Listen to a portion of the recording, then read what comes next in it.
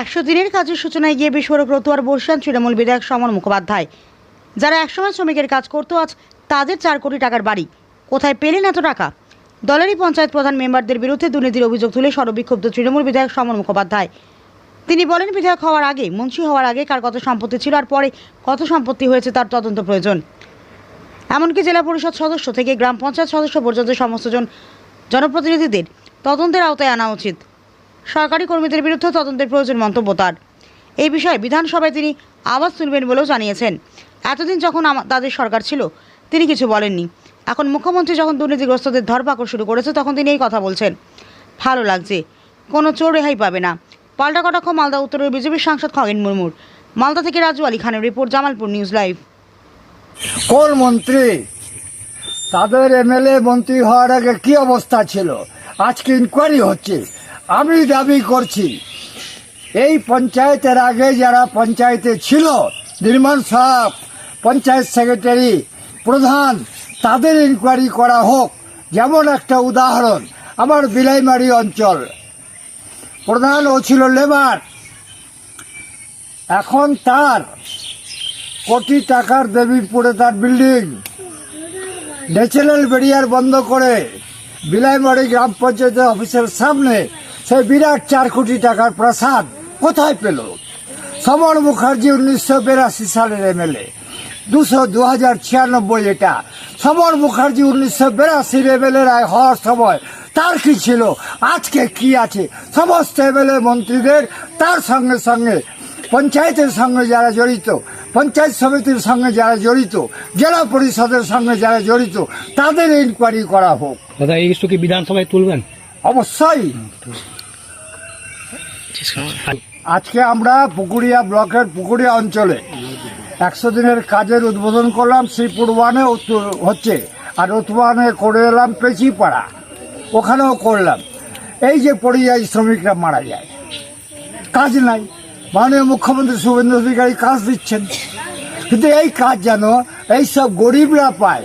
False টিপ্পা দিয়ে টাকা উঠিয়ে এমএলএর দোতলা বাড়ি, পঞ্চায়েত সেক্রেটারি দোতলা বাড়ি, নির্মাণ সহায়কের দোতলা বাড়ি, এটা কিন্তু আমরা বরদাস্ত করব না।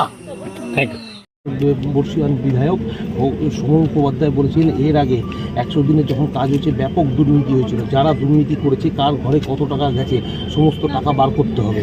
কীভাবে দেখছেন গোটা বিষয়টা, প্রবীণ বিধায়কের বক্তব্য? আমার সবচেয়ে খুব ভালো লাগছে যে আজকে তার হচ্ছে ভ্রম সংশোধন হচ্ছে। উনি একজন তৃণমূল কংগ্রেসের বিধায়ক, তিনি আজকে বলছেন যে দুর্নীতি হয়েছে। এতদিন তিনি দুর্নীতির কথা বলেননি।